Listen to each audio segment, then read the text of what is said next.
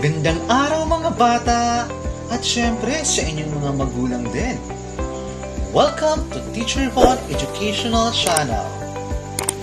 Ngayon ay pag-aaralan natin ang tungkol sa Kindergarten Homeroom Guidance Module 1, Week 1 na kung saan maaari niyong matutunan ang mga bagay-bagay na gusto nyo at hindi nyo gusto. Dahil ang Module 1 or Week 1 ay may aralin na I am unique or ako ay natatangi. Na kung saan mayroong 6 na interactive activities kids. Ay handa na ba kayo? Tara, isa-isahin natin.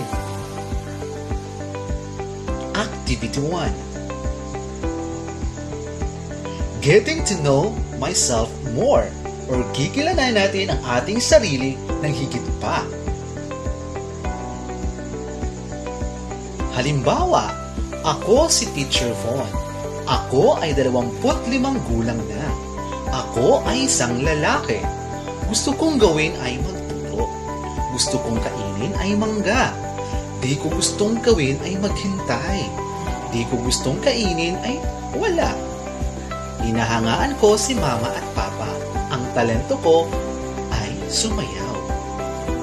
At syempre kids, tulad ng ginawa ni Teacher Von, ay gagawa din kayo nito sa inyong mga tahanan sa tulong ni nanay at tatay. At narito naman ang pangalawang gawain or activity 2 na may sinasabing, let's explore this. Mga bata, sa gawain ito ay titignan nyo lamang ang mga larawang ipapakita ko at pipili kayo ng mga bagay-bagay na gusto nyong gawin palagi. At syempre, kailangan sabihin kung bakit ito ang napili ninyo. Tulad ng umawit.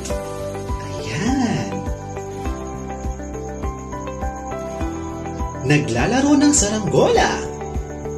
Sa damuhan. At syempre, naglalaro sa palaruan o parke. Naglilinis sa harap ng paaralan ang mga bata. Talaga namang masipag talaga. O di kaya ay nagtatanim ng halaman habang ang iba naman ay naglilinis at nagdidilig. At syempre, pag-ehersisyo kasama ang buong pamilya. At pagpatugtog ng musika na may kasamang pagsayaw. O di kaya ay kasama sa pagsayaw at pagkanta si nanay at tatay. At syempre, ang lumangoy sa dagat. O di kaya ay kumanta at sumayaw.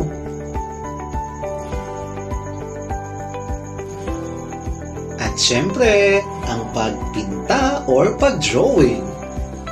O ayan mga bata, nakita nyo na ang mga larawan, di ba? Ngayon, ang mga tanong ay, ano ang napili mo? Sino ang makakatulong sa iyo para magawa mo ito ng mabuti? At ano ang nagustuhan mo sa napili mo? Sige nga, titingnan natin kung ano ang sagot ninyo.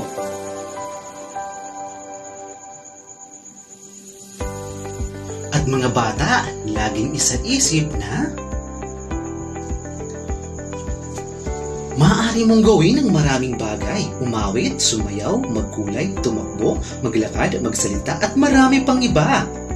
Basta, laging humingi lang ng tulong kay tatay, nanay, kuya, ate, o sinumang nakakatanda sa inyong tahanan.